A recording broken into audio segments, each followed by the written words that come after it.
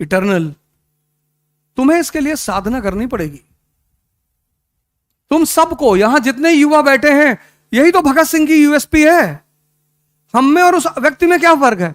ये देश आजाद उन्हीं जैसे लोगों की वजह से हुआ, और आज परेशान है क्योंकि यहां के जो भगत सिंह है उनको सेक्स परेशान कर रहा है। तुम ही तो हो भगत सिंह, जिसकी मां ने तुमसे पूछा कि बेटा शादी कर लो, तुमने कहा हम नहीं करेंगे, हमारी मां गुलाम है, हम शादी। तुम ही ने तो कहा था, तुम ही तो युवा थे, और कौन था? तुम ही तो थे। फिर तुम ही थे जिसका 4 kg वेट बढ़ गया था मरने से पहले। तुम ही थे जिसने कहा था कि 15 पेज बचा है उसको पढ़ लेने दो, और आज तुम कह रहे हो कि सेक्स परेशान कर रहा है। इसलिए यह देश परेशान हो रहा है, क्योंकि यहां का युवा वो भटक गया, उसको रास्ता नहीं मिल पा रहा है। उस क्यों भटका? उसने जीवनियां पढ़नी छोड़ दी, उसने ऑटोबायोग्राफियां पढ़नी छोड़ दी। एक मेरे मित्र हैं, उनके भाई भतीजे राजेंद्र नगर में रहते थे, अब तो वापस घर चले गए। तो उन्होंने मुझसे कहा कि अवध यार जरा उसको पैसा दे दो कुछ। हम पैसा लगा नहीं पाए, कुछ दे दो। तो हम उनके कमरे पे गए पैसा देने के लिए, तो वो कुछ हल्दी और शहद वहद लगाया हुआ था चेहरे पे। तो हमने पूछा कि ये क्या है? कहा भैया चाचा वो हल्दी लगाए हैं, शहद लगाए हैं ना। क्यों? कहा कि इससे चमक आती है। तो उन्हें तुरंत फोन निकाल के अपने वो मित्र उनको फोन किया। हमने कहा इसको ले जाओ, ये अगर 60 जन्म आईएएस देगा तो भी नहीं होगा इसका। ऐसे कह रहे हो यार? मैंने इसका बेसिक कॉन्सेप्ट नहीं क्लियर है। ये चमक आ रही है पावर की वजह से, यहां क्यों नहीं आ रही, वहां क्यों नहीं आ रही है? जब इतना बेसिक सिद्धांत तुम्हारा क्लियर नहीं है तो तुम आईएएस बनोगे? जहां इकोनॉमी, पॉलिटी, सोसाइटी सबको मिलाकर सोचना पड़ता है। इंटरडिसिप्लिनरी प्रिपरेशन है ये। इस प्रिपरेशन की सबसे खास बात यह है इंटरडिसिप्लिनरी। तुम्हें इकोनॉमी समझ में नहीं आई, तुम्हें पॉलिटी कभी नहीं आएगी, आएगी ही नहीं। यही तो एक खतरा है। हम क्यों बार बार तुमसे कहते हैं एनसीईआरटी पढ़ने का? तुम्हारा बेस मजबूत हो जाएगा। तब तुम बेस मजबूत होने के बाद जब सारे सब्जेक्ट को कनेक्ट करके पढ़ोगे। अफगानिस्तान में स्त्रियों की दशा बुरी क्यों है? क्योंकि वो इकोनॉमिक तौर पर इंडिपेंडेंट नहीं है। पराधीन सपनों सुख नहीं, इस्लाम रीजन नहीं है। इस प्रिपरेशन की सबसे अहम पहलू क्या है? इंटरडिसिप्लिनरी।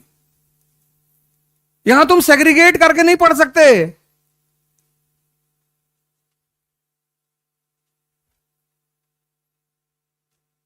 और आज तुम ये बात कह रहे हो।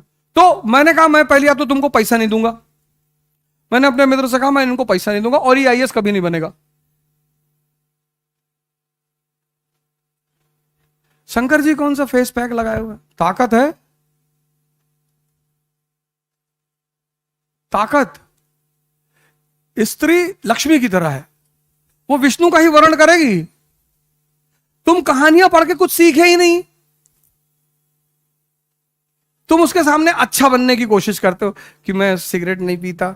पियो, कौन मना किया तुमको? जहर भी पीना चाहिए।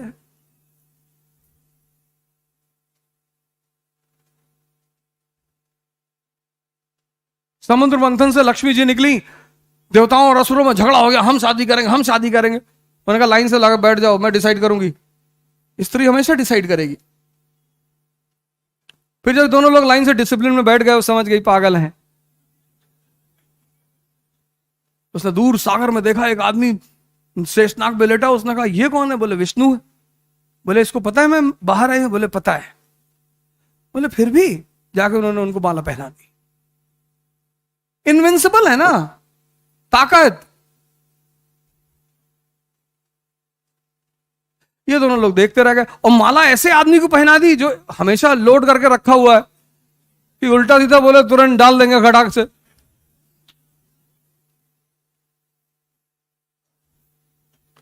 तो तुम सेक्स से इसलिए परेशान हो क्योंकि तुम्हारा मन बहुत कमजोर है। तुम्हारे पास कोई इतना बड़ा गोल नहीं है जो इस छोटी सी चीज को ओवरशैडो कर जाए। तुम्हारे पास कोई नशा नहीं है ये जो तुम शराब को नशा मानते हो, ये सबसे घटिया नशा है। पीते हो तो अच्छी बात है, कोई बात नहीं, लेकिन बाप के पैसे का कभी मत पीना। बड़े मेहनत का पैसा होगा। आप में से बहुत सारे लोगों के पिता एक सामान्य सैलरी पाते होंगे और वो आपको पैसा देते होंगे। अपने पिता के पैसे को कभी इधर उधर मत करना।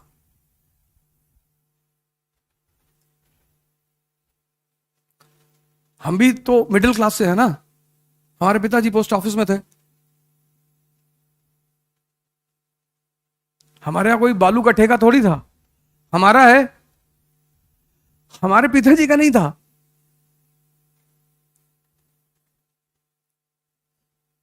सामान्य सैलरी पाते थे, यहीं हम रहते थे, दिल्ली आए थे, सामान्य अय्याशी मस्ती लग्जरी अपने पैसे पर, ना तो पिता के पैसे पर और ना लोन पे। दोनों बातें सर बहुत अच्छा बताएंगे। लोन पे कोरोना आया, बड़े लोग हिल गए अंदर से। कोरोना में ही मेरा झगड़ा हुआ, जहां मैं पिछले इंस्टीट्यूट में पढ़ाता था, तो उनको लगा कोरोना चल रहा है, कहीं से पैसा आ नहीं रहा, इस वक्त टीचरों को धमका लो। तो उनको लगा कि यार बोलो, और हमने कुछ नहीं कहा, हमने सिर्फ छोटी मोटी दो चार बातें की, वो बुरा मान गए। 5-6 हजार करोड़ के मालिक, kick you out from here, kick. अरे कैसी बातें कर रहे हो सर।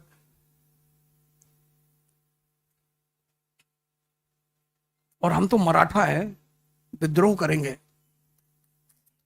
हमें तुम दबाओगे? हमें प्यार से बुला लो, बोलो। अभी एक साहब हमसे पूछे, यहीं पे मेरे दोस्त है, क्या इनकी ये जो है कितना पैसा दिए सब तुमको, सेमिनार करने आया मुखर्जी नगर। हमने कहा 20 लाख एडवांस आ गया था। हम समझ रहे थे,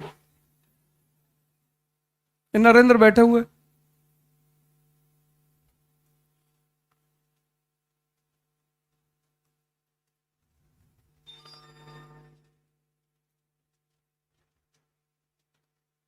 जब तक तुम्हारा मन ही तो है जो तुम्हें परेशान कर रहा है, कब तक करेगा? 50, 55, 60, फिर क्या करोगे? मैंने हिंदुस्तान की एक ऐसी शख्सियत को देखा जिसके मतलब उसके पास भी अच्छा पैसा था, 5-10 हजार करोड़ रुपया था, और पूरी बॉडी में, जब मैं उनसे मिलने गया था ना, पूरी बॉडी में आईवी कैनुला लगी हुई थी, पूरी बॉडी में, और उनके आंख से आंसू गिर रहे थे। वो कुछ बोले तो नहीं, मैं भी गया ऐसे हाथ जोड़ के खड़ा था कुछ देर तक, फिर मैं चला आया। मैंने क्लास की शुरुआत में क्या कही? ज्ञान से बड़ी कोई ताकत नहीं है।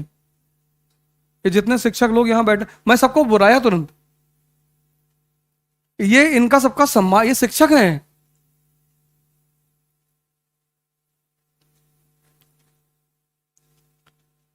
सब अपने आप में क्रांति हैं, ये सब मामूली लोग नहीं हैं।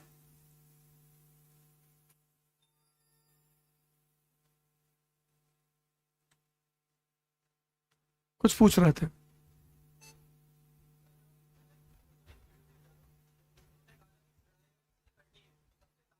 So, as per the program scheduled by Siddharth IS, मैं लखनऊ से आ रहा था, तो मैंने कहा यही बना दो वीडियो।